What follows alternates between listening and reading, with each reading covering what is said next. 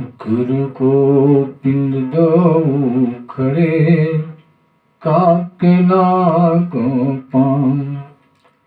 बलिहारी गुरु आपनो, गोबिंद दियो बताओ, गोबिंद दियो बताओ।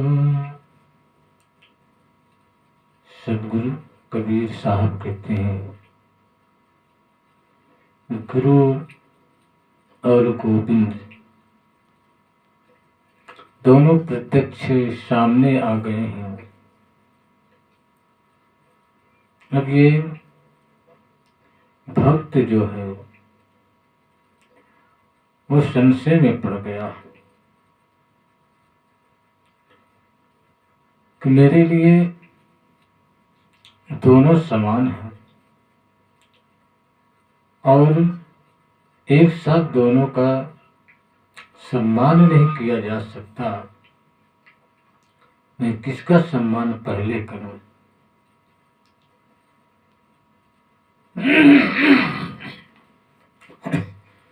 गुरु जी का सम्मान पहले करता हूं तो गोविंद का सम्मान गिरता है, नीचा होता है। और यदि गोविंद का सम्मान पहले करता हूं तो गुरु का पद नीचे गिरता है, गुरु का सम्मान नीचे होता है। कुछ समझ में नहीं आ रहा। इस चिंता में भक्त सोच रहा है, व्याकुल हो रहा है। इस बात को गोविंद समझ रहे हैं, गोविंद समझ रहे हैं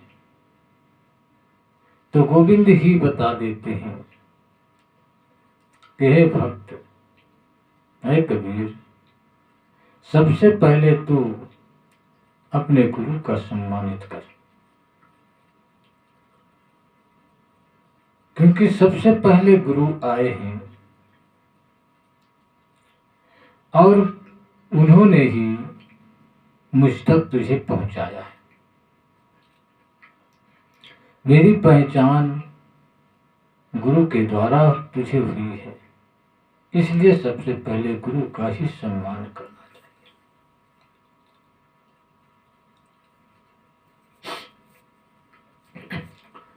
तो साहब कहते हैं, गुरु गोविंद दो खड़े। गुरु कौन है, गोविंद कौन है? दोनों व्यापक हैं और सनातन है। कभी न गुरु का विनाश हुआ है, कभी ना जन्म हुआ है। वैसे गोविंद का भी न कहीं जन्म हुआ है और न कहीं विनाश हुआ। हर समय गुरु रहे और है और रहेंगे। ऐसे गोविंद भी व्यापक है, न कभी ऐसा नहीं कि नहीं थे और न ऐसा है कि नहीं है, ऐसा भी नहीं कि नहीं रहेंगे। बड़ी बात यह है कि गोविंद की पहचान होनी चाहिए, गुरु की पहचान होनी चाहिए। तभी तो कहा है कि साहेब साहेब सब कहें, मोह अंदेशा और साहेब से परिचय नहीं बैठोगे बैठो। अर्थात गोविंद गोविंद सब कहें, मोह अंदेशा और गोविंद से परिचय नहीं, गुरु गोविंद से परिचय नहीं बैठोगे बैठो।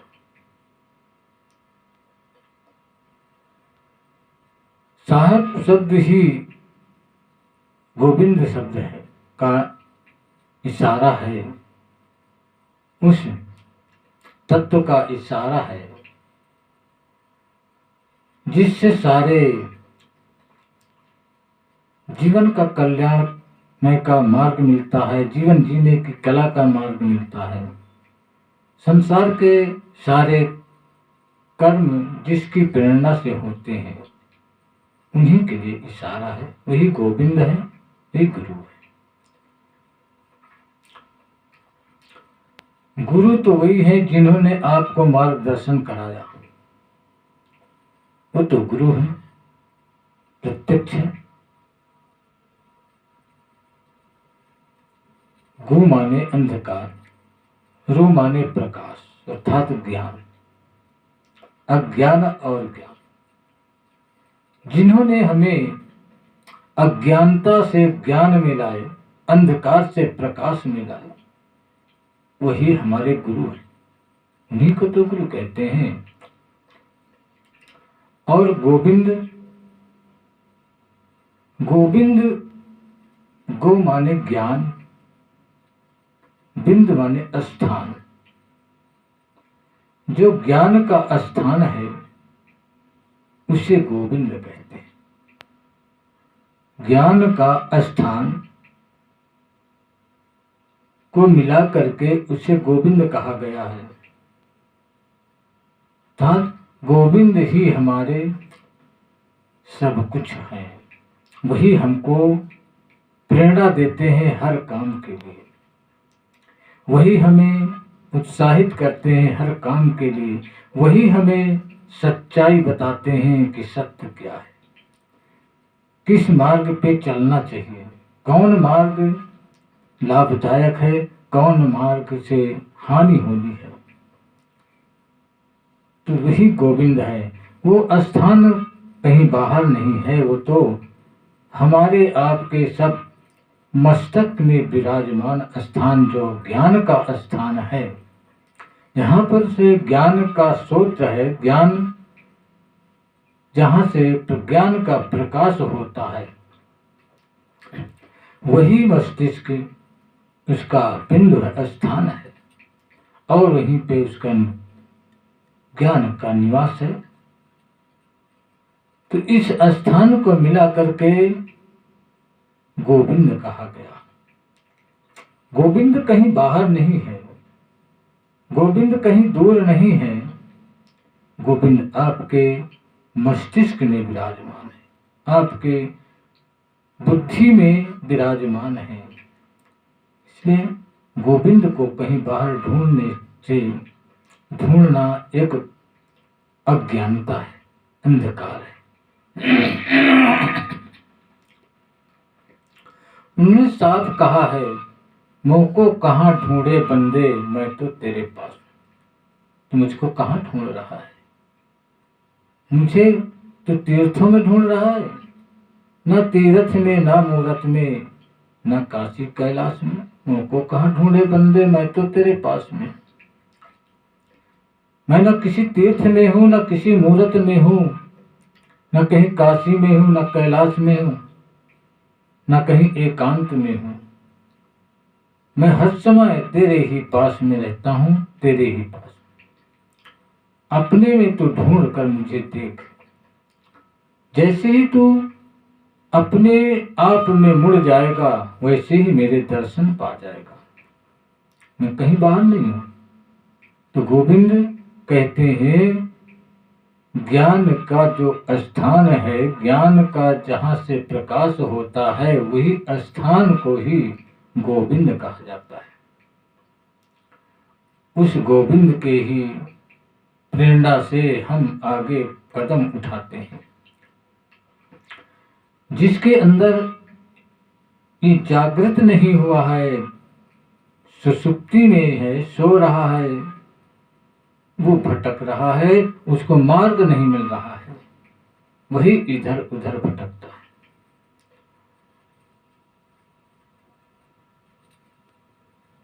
सतगुरु आकर के उनका जागरण कराते हैं।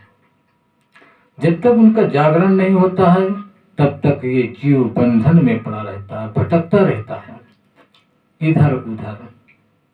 इसकी समझ में नहीं आता कि क्या करें, और इस पर विषयों का बंधन इसको नचाता रहता है, और जब उसका जागरण हो जाता है तब वो फौरन रोक लगाता है। कहा बहु बंधन से बांधिया एक बिचारा जीव, कि बल छूटे आपने कीरे छुड़ावे पियो। साहब कबीर का ये साखी है, दोहा है।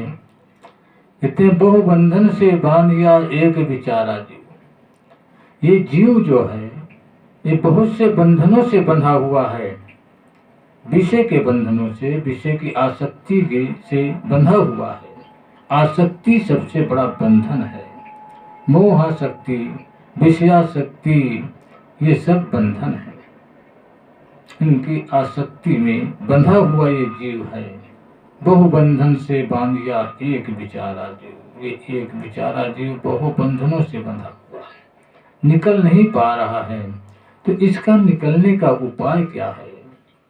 या तो स्वयं उसके पास इससे निकलने की शक्ति हो, अर्थात स्वयं उसने ज्ञान को का जागरण अपने में कर लिया है, या तो फिर नहीं कर पाया है तो किसी सद्गुरु के शरण में जाकर के उस ज्ञान का जागरण कराए। उस मस्तिष्क में सोया हुआ जो गोविंद है उसको जागृत करावे।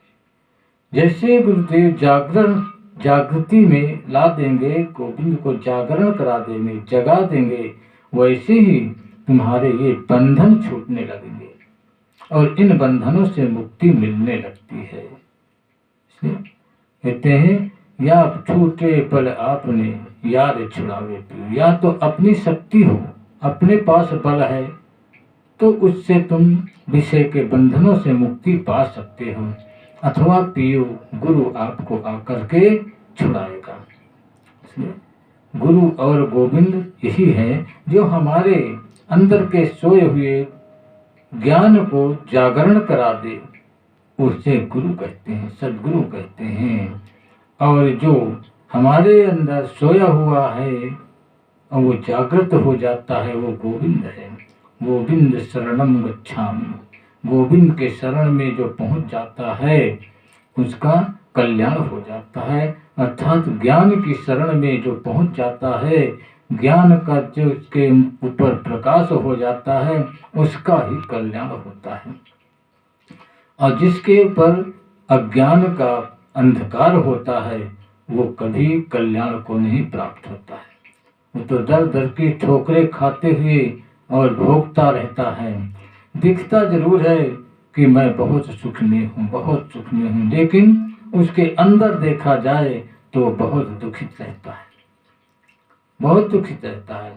ऊपर से कहता है कि मैं बहुत अच्छा हूँ। क्यों? क्योंकि अगर कहेगा कि नहीं मैं बहुत बुरा हूँ तो लोग उसे पसंद नहीं करेंगे, इसलिए वो अपनी बुराई को दबा करके और अपने आप को अच्छा बताता है। लेकिन जिसके अंदर ज्ञान का प्रकाश है, जिसके अंदर गोविंद का जागरण है, वो सामने आए हुए व्यक्ति को कितना भी वो अपनी बुराइयों को छिपाए, लेकिन वो बुराई छिपा नहीं सकता है। उसके में इसका जागरण है, वो फौरन उसको मालूम हो जाता है कि यार इंसान कैसा है, ये आदमी कैसा है।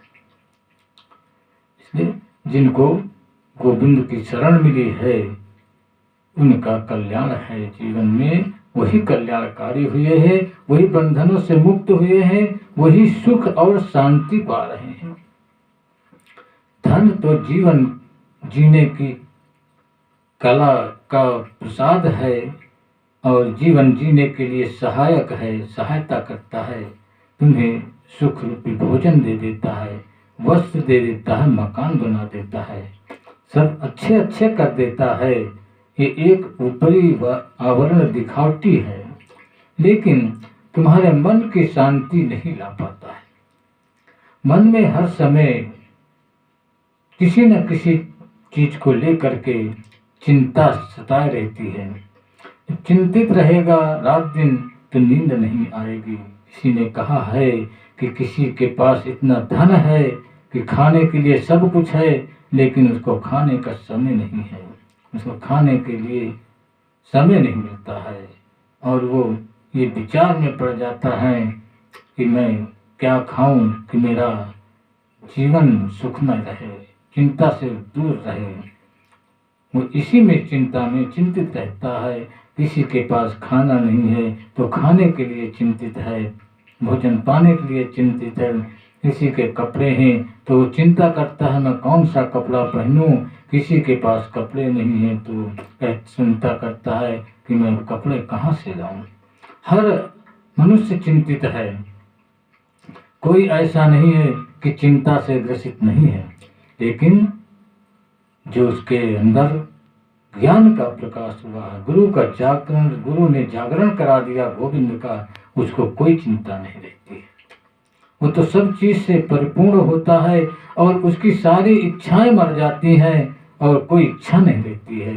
और जिसकी इच्छाएं ना हो वही सबसे ज्यादा निश्चिंत और सुखी रहता है। आशा तृष्णा नारही मनुआ बेपरवाह, जाको नहीं कछु चाहिए सो साहन प्रतिशा। जिसके अंदर की कोई इच्छा नहीं रहती, ना कोई आशा रहती है, न तृष्णा रहती है, कुछ नहीं रहता है, उसको क्या है, वो बेपरवाह रहता है। जो मिले वही ठीक है, जो मिल जाए खाने को खा लो, जो मिल जाए पहनने को पहन लो, जैसी झोपड़ी हो झोपड़ी में रह लो, गुजर बसर के लिए गुजर बसर कर लो। कुछ अपना नहीं है, कुछ रहने वाला नहीं है। एक दिन आज हमें खुशियां देता है तो कल हमें दुख भी दे सकता है। आज हम जिसको पा करके प्रफुल्लित हो रहे हैं, प्रसन्न हो रहे हैं, कल उसका विनाश हो सकता है। बड़े बड़े राजा महाराजा फकीर हो गए, गरीब हो गए, ये सब सुनने में और देखने में आते रहे। जब तक तो राजा रहे, खुश रहे, प्रसन्न रहे, अच्छी हवेली बनवाया, अच्छी बिल्डिंगें बनवाया। लेकिन एक बार जब किसी दूसरे राजा ने उस पर आक्रमण कर दिया और हरा दिया तो सारी बिल्डिंग चली गई, हवेली चली गई और एक कोठरी में बंद हो गया। तो ये क्या है, ये सब इनको जो जिसके अंदर ज्ञान का जागरण है वो इन चीजों पर ध्यान नहीं देता। वो तो गुजर बसर के लिए ही करता है जो कुछ करता है और निश्चिंत रहता है। उसके पास किसी चीज की कमी नहीं रहती है। जिसके पास इच्छाएं होती हैं उसकी इच्छाओं की कमी नहीं होती है। एक इच्छा की पूर्ति होती है तो दूसरी इच्छा तैयार होती है, इसलिए वो हर समय गरीब रहता है और उसके पास कमी रहती है। और जिसके पास इच्छाएं नहीं होती हैं, आवश्यकताएं होती हैं, आवश्यकताओं की पूर्ति के लिए ही वो हर समय सोचता है और आवश्यकता पूरी हो जाती है, उसी पे शांत हो जाता है। उसको क्या चाहिए, उसको कोई कमी नहीं रहती है। आवश्यक है भोजन, आवश्यक है पानी, आवश्यक है कपड़ा, आवश्यक है रहने के लिए, बस यही आवश्यकताएं हैं गुजर बसर के लिए। इतनी ही उसके पास रहता है और इनको पूरा कर लेता है। ये स्वाभाविक पूरा होता रहता है कर्म करते रहने से। ये तो स्वाभाविक है पूरा होगा, प्रकृति का नियम है, इसमें कोई कमी नहीं होगी। हाँ, कोई घी खाता है तो कोई नमक खाता है, अंतर इतना ही होता है। कोई घी की चुपड़ी खाता है तो कोई नमक की रोटी खाता है, बस इतने अंतर होता है, लेकिन वो भूखा नहीं रहता है। और घी हो या नमक हो, कुछ भी हो, अगर उसके अंदर स्वतंत्रता नहीं है, निश्चिंत नहीं है, तो उसका घी दूध सब बेकार है। और निश्चिंत वही है जिसके कोई चिंता नहीं है, जो कुछ भी मिलता है वो घी दूध से भी बढ़ करके उसकी वो शक्ति होती है।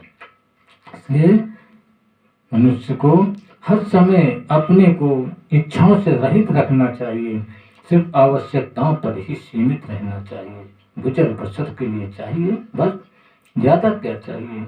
इसी में सबका सुख है, चिंताओं से मुक्त है और यही स्वर्ग है, यही सब कुछ है। और गोविंद के दर्शन करने के लिए तीर्थ मूरत कहीं पर भटकने की जरूरत नहीं है। अपने अंदर ही वो गोविंद है जो ज्ञान का स्वरूप है, इसे ज्ञान का स्वरूप कहते हैं। जीव का स्वरूप ज्ञान स्वरूप, अर्थात जीव जब उस ज्ञान का आवरण कर लेता है, उस ज्ञान के बीच में अपना निवास बना लेता है जीव, तभी वो हो जाता है जीव ज्ञान स्वरूप।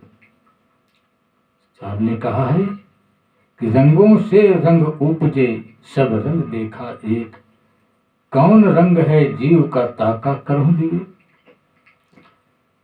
सब कहते हैं कि रंग से ही रंग की उत्पत्ति होती है। एक रंग से उसमें दूसरा रंग मिला दिया जाए तो नया रंग तैयार हो जाता है, लेकिन सबको देखा जाए तो रंग तो एक ही रंग ही है। तो कहते हैं जीव का कौन सा रंग है, जीव किस रंग का है, इनका विचार करो। जीव किस रंग का है? तो साहब कहते हैं कि जागृत रूपी जीव है सप्त सुहागा से, अर्थात जीव का जो रूप है वो जागृति है, ज्ञान है। ज्ञान आचरण, जो ज्ञान से आचरित है, जो ज्ञान के बीच में जीव हो गया है, ज्ञान को अपना आवरण बना रखा है और उसी पे रहता है, उसका स्वरूप ज्ञान स्वरूप है। क्योंकि जीव ही एक ऐसा है जो हर चीज को जानने वाला है, हर चीज को पहचानने वाला है, और वो ज्ञान से ही पहचानता है। बिना ज्ञान के पहचान नहीं पाता है, इसलिए उसका स्वरूप ज्ञान है, ज्ञान स्वरूप जीव है। चेतन स्वरूप, चेतन यानी ज्ञान, चेतन स्वरूप जीव है सप्त सुहागा से। जैसे सफेद हंस होता है, सुहागा होता है, सोने में सुहागा होता है, सोने से बढ़कर सुहागा कहा गया है। जैसे सोने में सुहागा होता है, वैसे ही ये जीव भी सुहागा की तरह सफेद होता है, स्वच्छ होता है, और ज्ञान का आवरण होता है इसके ऊपर। तो इसलिए ये ज्ञान स्वरूप है जीव। जानबूझ करके इसको अज्ञानता में डाल दे, ज्ञान का जागरण नहीं हुआ है, अज्ञान है, तो अज्ञान स्वरूप हो जाता है। लेकिन अगर ज्ञान है तो ज्ञान स्वरूप है। तो जीव ज्ञान स्वरूप है, इसलिए ज्ञान का कोई रंग नहीं है, उसका रंग ज्ञान, ज्ञान ही है जीव का रंग। जिस तरह साहब गुरु गोविंद के दर्शन सबको कराते हैं, और इससे भी अलग कोई गोविंद हो तो कोई उसको खोज कर दिखा दे तो साहब कहते हैं कि मैं उसका शिष्य हो जाऊंगा और उसको अपना गुरु मान लूंगा। साहब ऐसी बात कहते हैं कि इसके अलावा कहीं गोविंद का निवास हो या कोई गोविंद हो तो गोविंद के लिए भटकना बाहर नहीं है, गुरु और गोविंद दोनों आपके पास है। विवेक ही गुरु है, विवेक ही गुरु है। जो आपके अंदर विद्यमान विवेक है वो गुरु है, और उसके द्वारा ही ज्ञान का जागरण होता है। तो ज्ञान और गुरु, गुरु और गोविंद तुम्हारे ही अंदर विद्यमान हैं। सबसे पहले विवेक की ही पूजा होती है, विवेक की ही शरण ली जाती है, और विवेक के द्वारा उस सच्चाई का ज्ञान होता है। इसमें कहीं बाहर नहीं गए। हाँ, अब ये है कि इन तक पहुंचने के लिए भौतिकवाद का कोई जानकार गुरु हमें ढूंढना पड़ता है, उनकी शरण लेना पड़ता है। इसलिए गोविंद तुम्हारे मस्तक में विराजमान जो ज्ञान का स्रोत है, बिंदु है, यही गोविंद है, यही गोविंद का स्थान है, यही ज्ञान ही गोविंद है।